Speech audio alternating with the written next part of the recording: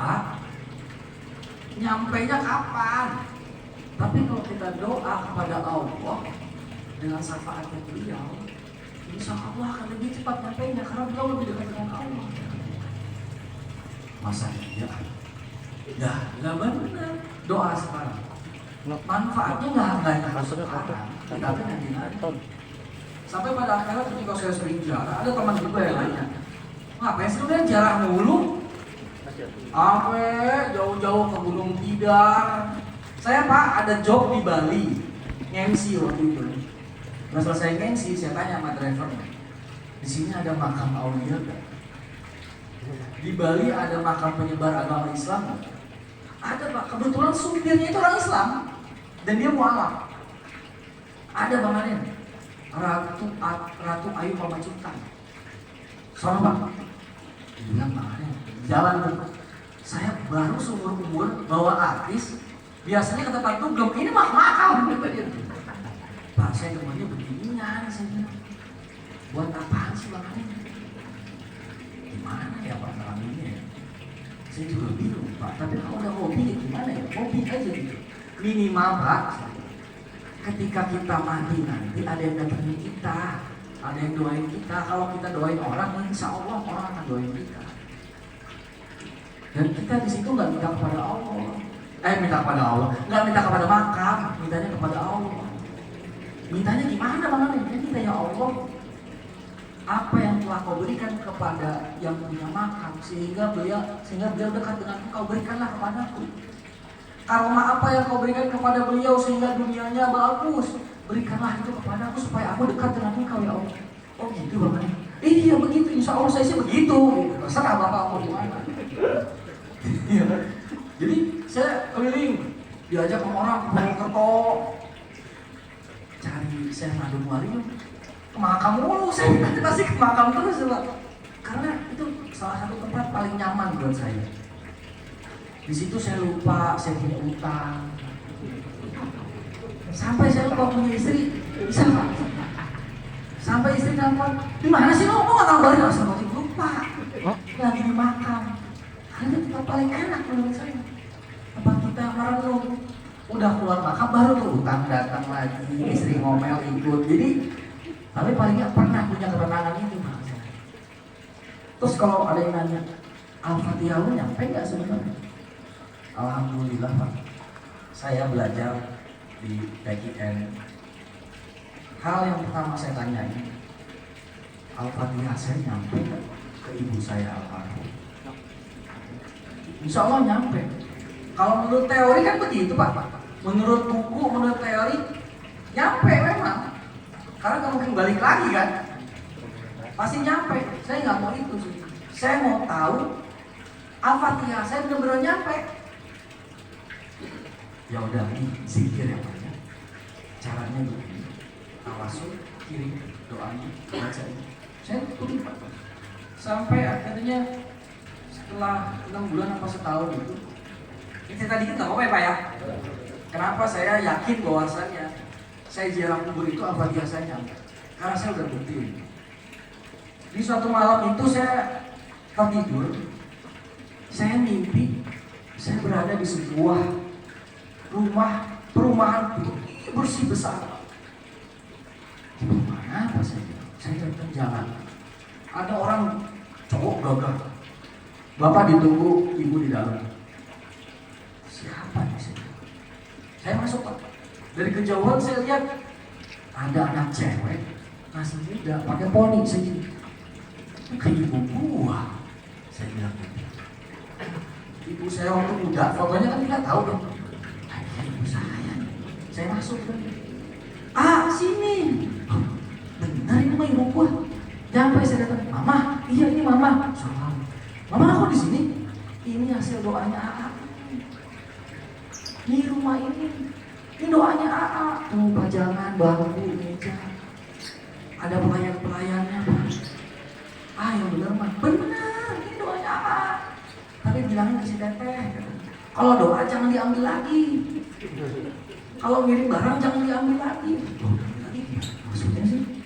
Jadi kalau kita doa Al-Fatihah nyampe Pak, kelakuan kita nggak beres, diambil lagi Pak. Itu yang saya alami ya Pak ya. Kayak kakek saya gitu.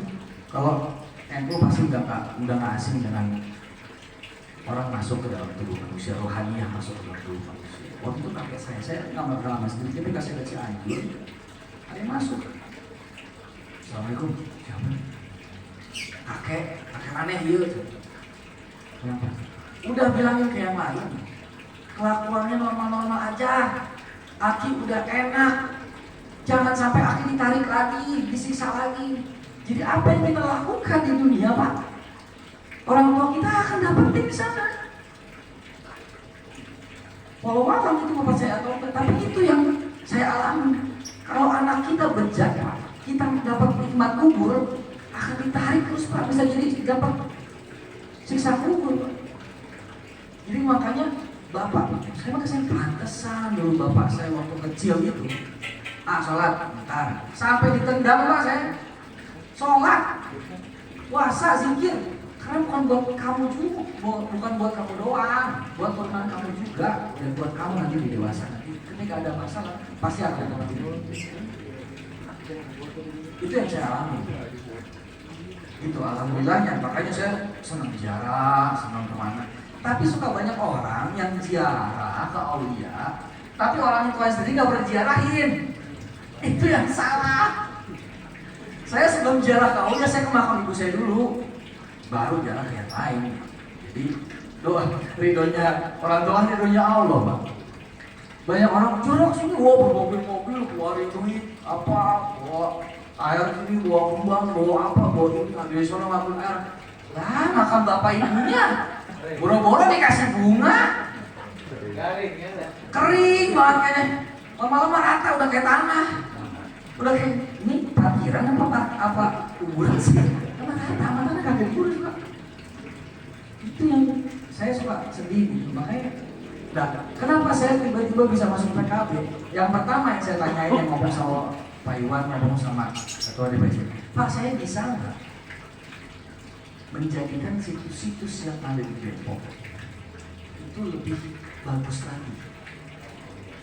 Makam-makam aulia yang ada di Depok lebih bagus lagi. Karena saya udah keliling di Depok, rata-rata mereka swadaya masyarakat.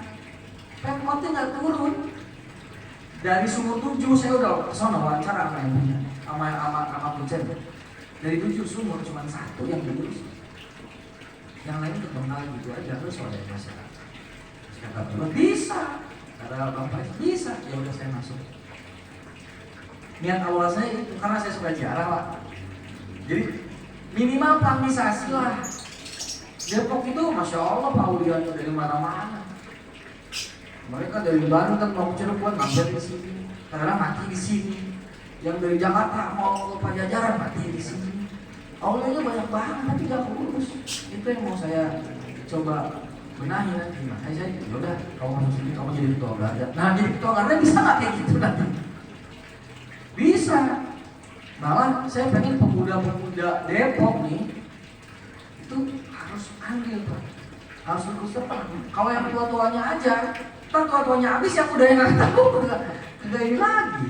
Makanya oke, saya masuk jadi ketua garda bangsa Depok. Saya pengen pemuda-pemuda Depok sadar kita sebenarnya NU, tapi kita tidak pernah ber-NU. Minimal mereka mengenal bahwasannya banyak situs-situs, banyak makam-makam aulia di sini yang perlu kita perhatiin. Minimal kalau kita perhatiin aulia, makam apa segala macam, makam orang-orang tua kita juga nanti akan kita perhatiin. Dan kita nanti ketika mati kita akan ada yang perhatiin. Minimal gitu.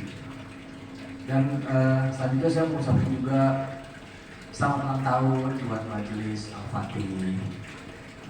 Majelis pembuka, mudah-mudahan bisa jadi pembukanya orang-orang yang ada di sini. Walaupun cuma segini Pak, tapi bagus. Karena yang saya baca, Sayyidina Ali pernah bilang, ya Allah kumpulkan saya dengan orang-orang yang sedikit. Kata sahabat, kenapa kumpulkan kumpulkan sedikit? Karena nanti, zaman nanti, yang Islam itu banyak, tapi cuma sedikit yang mengamalkan amalan Rasulullah. Jadi Sayyidina Ali mau kumpul sama orang-orang yang sedikit. Minimal Pak kalau kita didatangi Sayyidina Ali, Rasulullah juga turun Pak, dengan yang sedikit ini, apalagi kalau banyak. Insya Allah. Ini mah sekedar sharing aja Pak, apa yang saya alami, apa yang saya pengalaman saya selama jadi manusia gitu. Udah keliling kemana-mana gitu. Mungkin umur saya masih 38 tahun Pak, tapi pengalaman kuburan saya 63 tahun Pak. Makam saya udah ke Kalimantan udah Pak, diundang Den ke Kalimantan, ngobrol, siap. Yang saya tanyain apa? Bukan budgetnya, ada makam raja kan? Ada, di sini makam raja banyak. Saya mau datang, dianterin makam raja. Makam raja pertamanya Berau Pak, Kalimantan Timur, cuman patok doang. Astagfirullahaladzim, ini makam raja pertamanya. Iya, kok begini doang gak ada yang ngurusin? Wah, sini mah ada yang percaya, gitu-gituan. Udah mati udah aja. Makanya di Kalimantan itu yang maju itu pendatang. Orang Jawa datang ke Kalimantan, dia jarang dulu tuh, makanya pada sukses. Ya kalau orangnya para raja-raja masuknya ke mereka, keturunan-keturunan pada nggak percaya. Akhirnya saya masuk ke medsos tuh, ada respon, alhamdulillah. Iya Bang Alin, maaf ya nanti kita akan dibenahi sedikit, dibenahi lagi. Ada makam raja Pak, itu tempat minumnya anak muda. Di situ ada botol alkohol, ada gaple. Di makam raja aja Pak. Saya garuk-garuk, ada pelangnya, ini raja. Itu ini botol minuman semua saya bilang. Ini tawasulnya pakai apa? Pakai anggur merah apa? Makanya miris Pak. Makanya pas pertama masuk PKB, masuk Bangsa, yang saya tanya itu bisa nggak saya ikut membangun dan melestarikan situs-situs makam-makam para wali yang ada minimal di Depok dulu. Dan mereka bilang bisa, oke, yuk kita jalan sama-sama. Dan semoga majelis Al-Fatih ini juga bisa jadi pembuka buat semuanya, menyadarkan anak-anak kita bahwa pentingnya ibadah, pentingnya zikir, pentingnya sholawat itu penting. Jadi oke, milenial boleh, tapi sholat harus. Anak saya ini alhamdulillah umur yang 1 6 tahun, 1 3 tahun. Jadi kalau saya sholat, walaupun nggak saya bawa ke masjid, tapi suruh duduk sambil saya zikir ikut, ngaji ikut.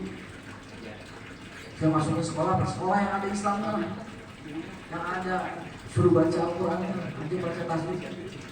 Walaupun nggak bisa, tapi tahu paling yang masih anak-anak ngerti dulu. Karena itu tadi saya yang dapat Pak, takut nanti kita mati, anak kita bejat, kita yang kena. Gitu. Jadi mudah-mudahan ini bisa menjadi pembuka buat semuanya. Mudah-mudahan semakin besar ke depannya dan bisa membawa kemaslahatan buat masyarakat yang ada di sini.